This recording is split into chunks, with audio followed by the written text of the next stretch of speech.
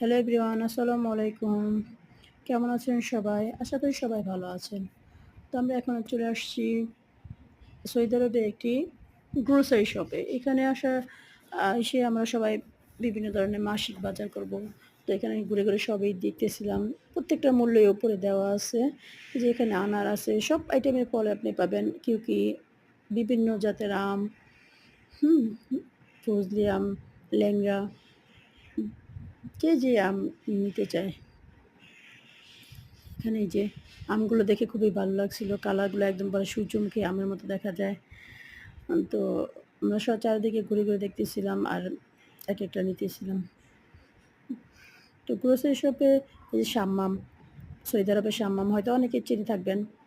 Saudi আরবের শাম্মাম খেতে খুব সুস্বাদু, রসালো এই শাম্মামগুলা।